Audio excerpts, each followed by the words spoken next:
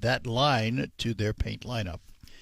Good morning to you. Welcome to another edition of the Art Lewis Show here on WSGW for this Thursday morning. Later on, after the 10 o'clock news, you've heard him for years on WSGW, but the other day he announced his retirement effective May 31st. Tom Sullivan will join me at 10 o'clock this morning after the news to talk about his career and a lot of the issues that we both agree on and talk about. At 11 o'clock this morning, we'll learn about Midland Roofers, but for this hour, we take you to the stars, to the heavens, if you will. Vicariously, of course. We do it through the Delta College Planetarium, or as I like to refer to it, the upside-down popcorn box. And with me this morning, the head of it, we say good morning to Mike Murray. Good morning, Mike. Good morning. Thanks for having me back. Absolutely. I said to Mike before, get your head out of the stars, but you like your head in the stars, don't you? Well, if people ask me, hey, what's up? I would say, yeah, the stars, the clouds, my head, you know. Well, we were talking before we went on the air about the immersive experience at the Midland Center for the Arts with the virtual reality space shuttle Infinite program. And you said something which struck me, because when you think about it, sitting in a planetarium is similar. That is, that you're surrounded by the images. Right. And you don't have to put on goggles to do it either, but you do have some of the effect. It's not quite the same, but it's just as good in many ways, isn't it? You know what I love about it, now that things have become 3D digital and full animation, full color, you get to have a collective open air experience under the dome. And so you don't have to wear the goggles. You're already surrounded by a realistic scenery. Let me ask you about the planetarium programming before we get into some of the things and the new lasers that are involved. But sure. If I go to a movie house to watch a movie, the distributor of the movies provided the movie to the movie house, cost them so much to lease it and rent it. Are planetarium programs like that? Is there a distributor of planetarium programs, or do you have to create your own? It has moved more in that direction. There are still a number of original producers that will set up in planetariums, but because it's so much more like creating 3D modeling and animation for a film, it has moved more toward distributors or producers. It's a lot harder for you to do as an individual planetarium. Yeah. Before I came to Bay City 10 years ago, I ran a planetarium production company in Salt Lake City, and we had a staff of 11 people, and it would take us 18 months to 2 years to create a 35-minute show because, again, the complexity. Look at all the credits, it's right? Frame by frame. Exactly. It's literally frame by frame. You have to render every single one of those out, and before you render, you have to create every single, computer scene. So when we sit there and watch it, know that somebody put a lot of hard work in. Mm-hmm. All right, so there are a couple of words that are now associated with planetarium you're going to have to explain to me. Uh-oh. The first word is laser. I Yes. understand what it is, but you have to explain how it works in a planetarium. Mm-hmm. And the next two words are Taylor Swift. Taylor Swift. Words you don't normally speak about with a planetarium. You don't usually Other put than those the fact together. That she's a star. You don't normally, So explain all of this. What's happening? Lasers had their big moment, in the 1960s. Yep. And almost immediately, starting in the 1970s, people realized, hey, you could use this for entertainment, because a laser, meaning light amplification by the stimulated emission of radiation, say that real fast Thank 5 you very times. much.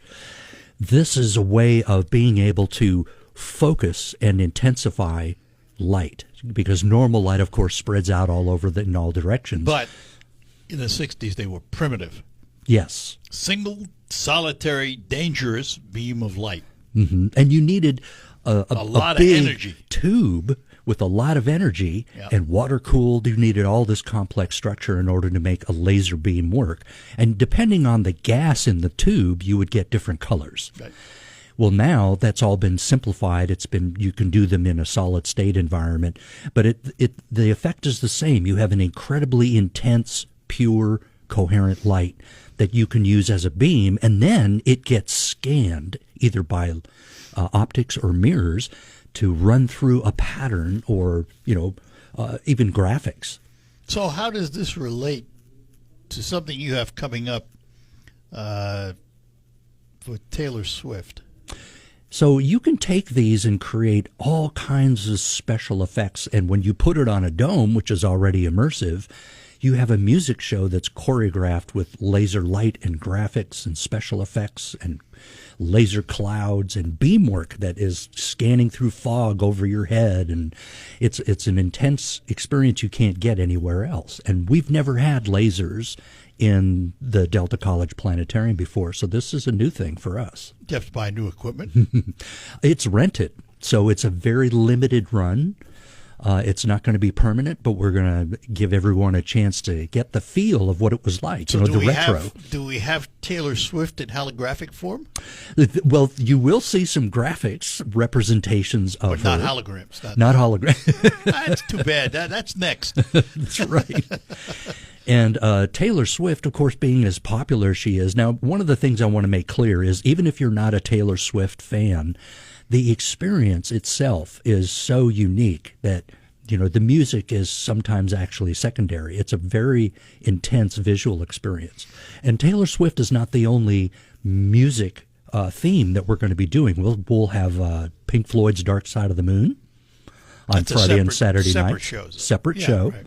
And then even for families, there's a show called Laser Movie Magic. It's family movie themes, from Disney movies. Mm-hmm. That'll run on Saturday afternoons during those 3 weeks. All right, so what 3 weeks are we talking about? Let's talk about that so we don't forget. Absolutely. April 16th through May 3rd. April 16th, you'll note, is a Wednesday. That's because we will run shows on Wednesday, Thursday, Friday, and Saturday nights. But these are ticketed events. These are ticketed events, but you can buy them online ahead of time. And expensive or not? No, actually, we've kept it very reasonable because we want people to come and experience it. So, tickets for the Laser Taylor Swift and the Dark Side of the Moon are $10, and for the family show, adults are $10 and kids are $7. So, again, this starts on the 16th. Correct. And runs for 3 weeks? That's right. And it's a repeat? You do it every week the same, or is it? That's right. Taylor Swift on Wednesday, Thursday nights, 2 showings. Friday and Saturday nights, first one's Taylor Swift, the second one's Dark Side of the Moon. And Saturday afternoons at 2 o'clock is Laser Movie Magic. And more information can be found online at delta.edu/planetarium. Correct. And you can get all that information. So when we talk about this being a laser show, how are the lasers used? I mean, what am I going to see different than when I go into a planetarium? So instead of using graphics and stars and all the things that a planetarium typically does, all of the visuals, imagine painting the sky with laser light. And so you might have gyrating beams or laser tunnels because we can scan imagery using the laser light. But you can also run the lasers through all kinds of different media, which creates like laser lumia clouds or diffraction grading effects, meaning you get multiple patterns, and it's all over the dome so that, again, it feels immersive. How long do these shows run?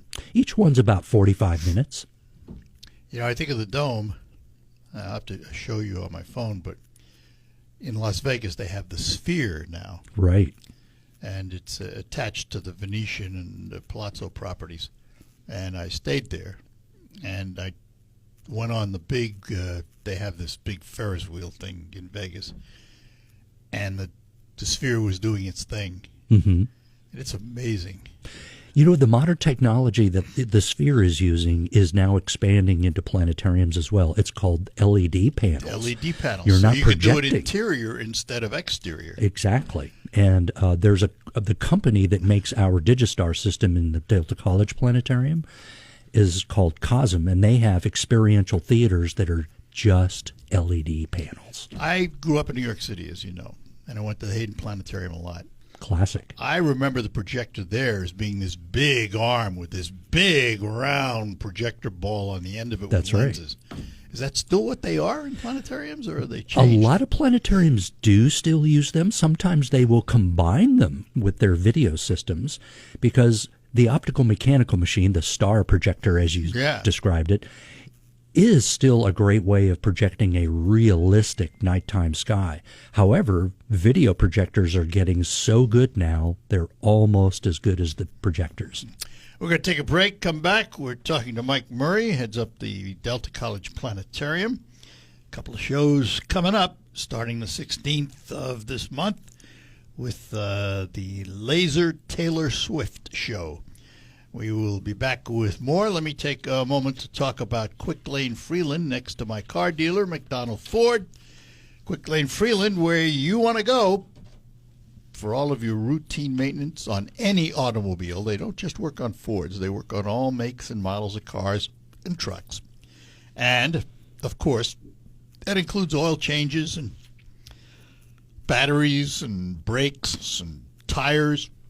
And, you know, tires. How long have we been talking about tires? Because they've been selling them for just $5 over cost. And it says here, you can't do any better than that. Well, maybe you can, and I'll tell you how. And these are brand names, Michelin, Goodyear, BF Goodrich, and the like. So I mentioned, how do you do better than just $5 over cost?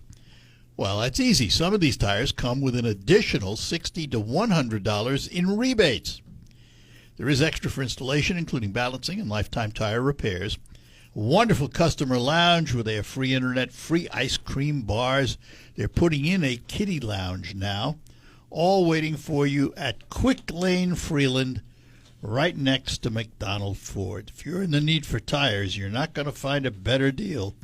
Stop out today and visit them at Quick Lane Freeland, next to McDonald Ford. Rocket Grab Plus. At the planetarium. If not, where can someone take it to have that determined? You know, the first thing we recommend is we are more than happy to give it a look and see if it has Some the of characteristics, the qualities exactly of what might be a meteorite, and then we have some places we can recommend that can look at it even further. There are some. Can they bring it into you during the day? Is Sure. somebody there? Yeah, if they give us a call at the planetarium, which is 667-2260, then you can set up a time for us to meet with you and we'll take a look at it. And we wouldn't be able to tell you 100%. It does usually end up needing some kind of a lab test. But we do know some experts who can look at it even further. A lot of meteorites, believe it or not, look like regular stones that you might find on the Earth, but there are some characteristics. Usually it has what's called a fusion crust around it. Looks like it has a darker crust on the outside, and if it's broken, you can see that it's just a thin layer on the outside. That's where it entered the atmosphere. And it might be a little bit heavier than a regular stone, depending on the composition. So that there are things like that we can look for. There are telltales. There are Yeah. signs you can Precisely. say, well, maybe or maybe not. Most of us see the nickel iron meteorites, especially on display. Those are easier to to tell the difference because they're pretty unique. But believe it or not, most of the meteorites that fall are called stony meteorites. Oh. Learn something every day. There That's you why go. we have planetariums. Tidbit of the day.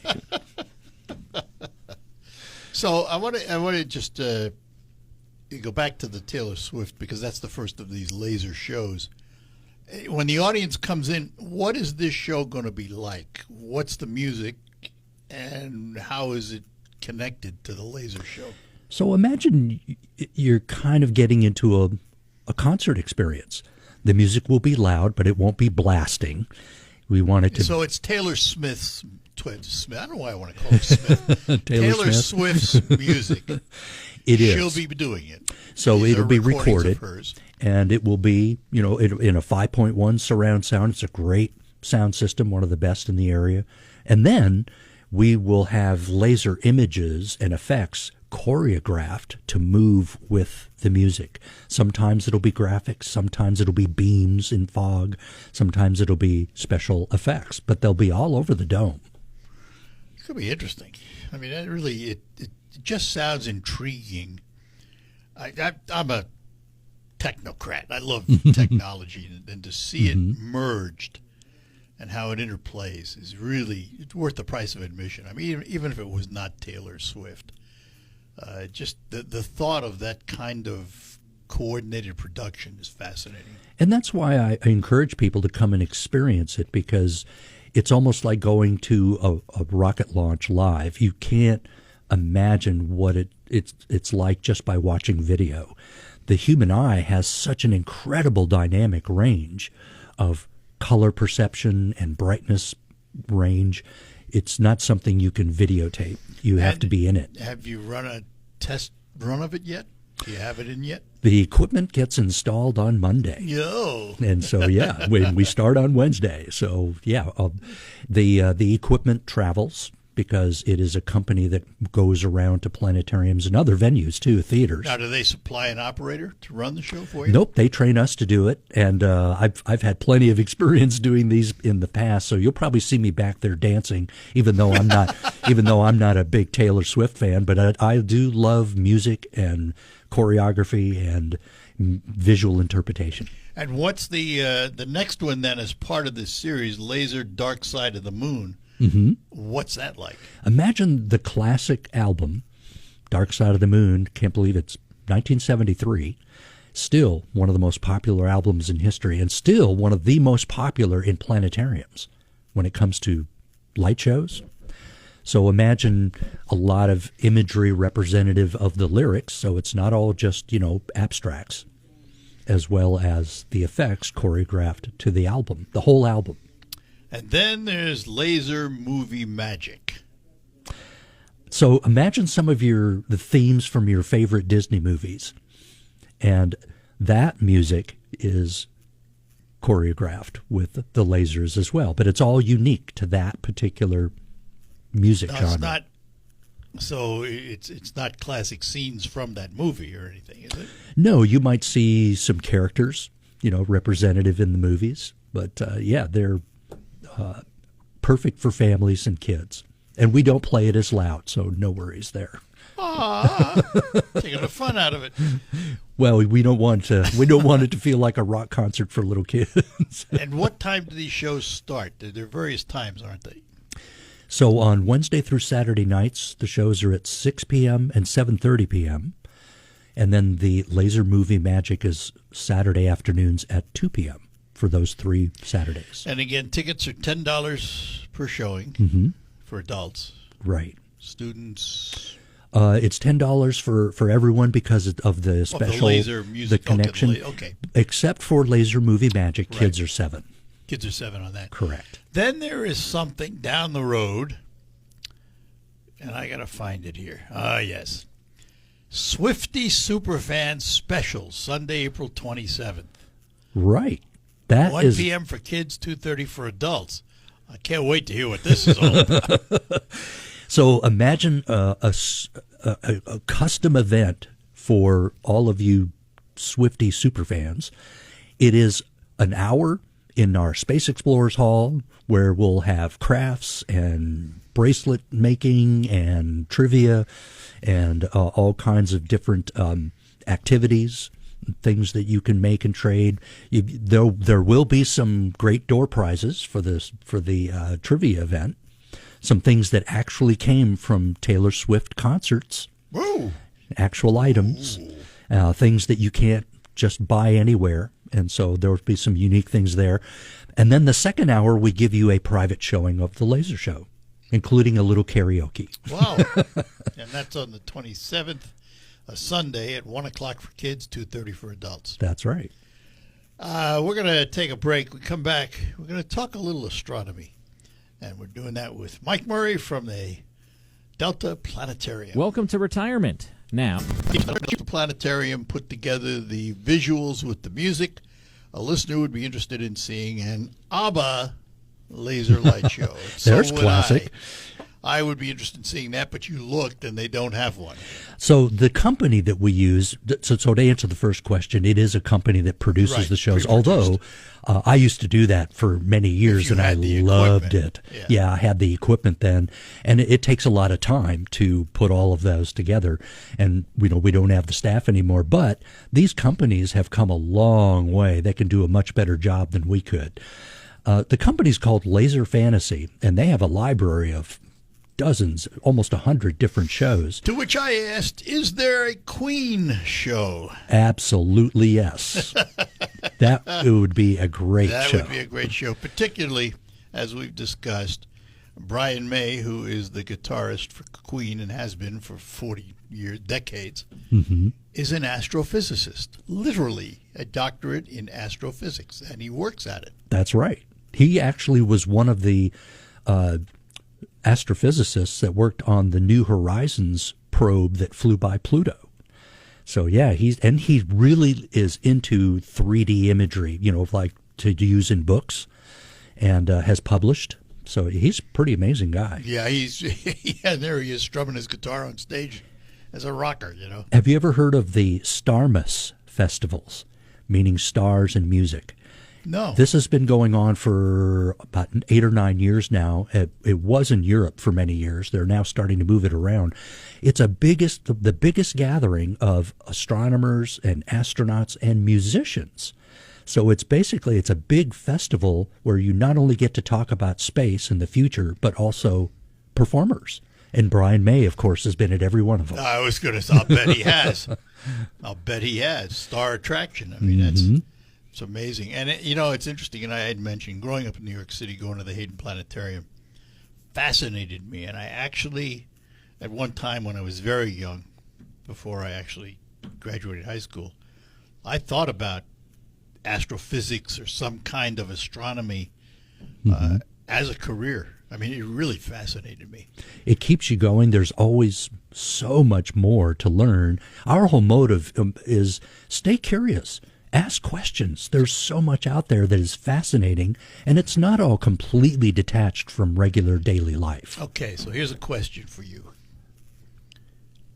Someone wants to learn about astronomy. They want to get started. They want to buy their first telescope. What would you recommend? There are different kinds of telescopes for different kinds of observing, Reflector, as you well know, Mr. Telescope Man yourself. Yeah, well, anyway. And also, depending on how much you're willing to spend and how much you want to use it, do you want it to be portable? But let's say you're looking for just looking at the moon, the planets, maybe some bright star clusters, and you might be in and out of a little bit of light pollution. A refractor, as long as you can get a good quality refractor, not the department store type cheapies, because you want quality optics and a really good solid mount. Distortion. Exactly. Color distortions and so on. Exactly. Now, if you really want to dig deep into the sky for galaxies and nebulas and clusters, you want a reflector, at least 6 inches in diameter, the mirror. But we can make recommendations for you. We even have some materials that we can send you, or you can come by and pick up if you're interested in looking for a telescope.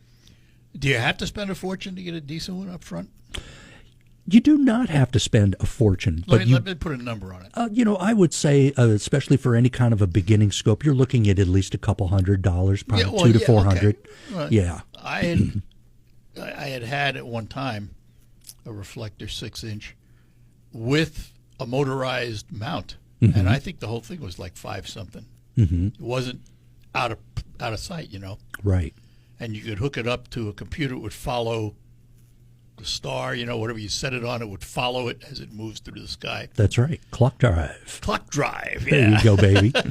Moves with the Those sky. were the days. And they've gotten a little more expensive in modern But they've times, also as you can gotten imagine. better in terms of their technology. Absolutely. Computerization. They have go-to capability, which means it's got a little tiny computer, microprocessor, and a paddle, so that once you've lined the telescope up, you can look up the object and the telescope will move to it for you. Yep. I call that cheating, but I still like to find things I on call my that own. simple. No, whatever it takes, I totally recommend it. All right. And we're going to take a quick break, come back with one more segment with Mike Murray from the Delta Planetarium, and we will be back after these notes. We're proud to make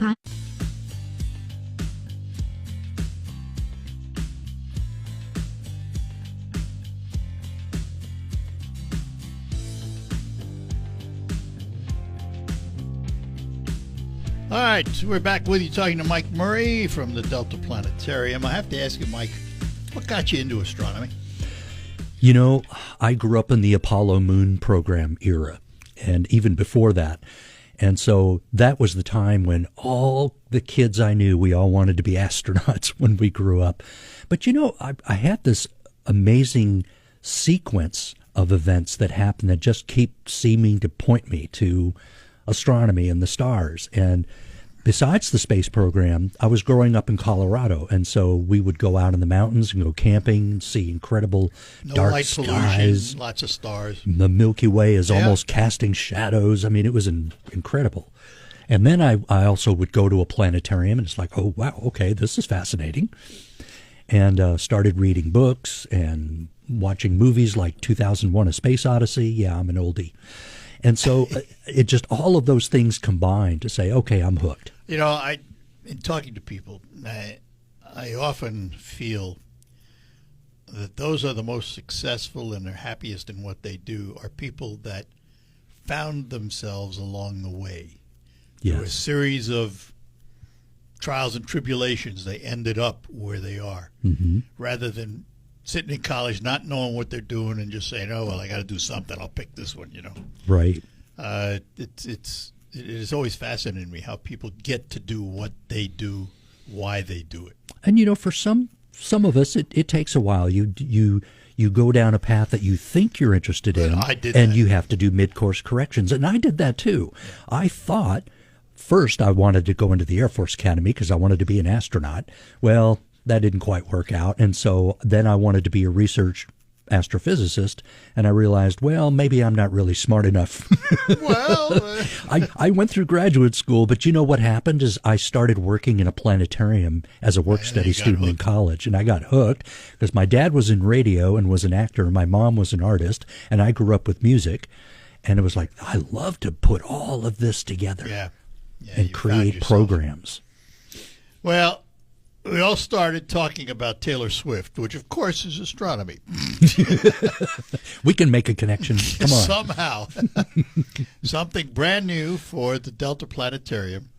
They're going to be doing some laser light shows. One is Laser Taylor Swift. The other is Laser Dark Side of the Moon, and then Laser Movie Magic. It is a series, and these are the only 3 in that series right now, the only ones you have planned right now. Though that's correct. So during those 3 weeks, those are the 3 different shows you can choose from. And again, the dates and times. April 16th through May 3rd. So they will run Wednesday, Thursday, Friday, Saturday nights, as well as the family show Saturday afternoons. The evening shows are 6 and 7:30. And on Wednesday and Thursday, they're both Taylor Swift. But Friday and Saturday, the 6 o'clock is Taylor Swift. The 7:30 is Pink Floyd, Dark Side of the Moon. And tickets are required. That's right. And so it's a ticket and reservation only. And you can get them online ahead of time if How you many want. people can you seat in the planetarium for a show like that? 140 seats. And we're doing pretty well on ticket sale. There's still plenty of seats available, but we hope that things will really get hopping. Taylor Swift, I think so. We have, every other planetarium in the country that has run the show has sold out or come close to it. It's a really good show. And again, you don't have to be a Taylor Swift fan, I think, to enjoy the laser entertainment. It really sounds unique, different for a planetarium. Very. You've got to be in it. I think planetarium, I think stars, it's just what I think about a planetarium. Feel surrounded. So let me ask you this. What else do you do at the planetarium besides put on these shows? Do you have classes? Do you teach astronomy at all? The planetarium is also the downtown Bay City Center for Delta College, and so we do have classes there. You could take classes, and if you don't want to go all the way Not out to campus. necessarily in astronomy, though. No, Oh, actually, it- quite a variety. Very Right. good, thank you. There's a computer lab, there's a multi-purpose room, and we do have a lot of regular planetarium topics, anywhere from dinosaurs, which is still really popular, to black holes. I mean, so we've got all of those hot topics in astronomy. Even with the city light pollution and all of that, do you have rooftop viewing? Do you have telescopes that go up on the top and We do.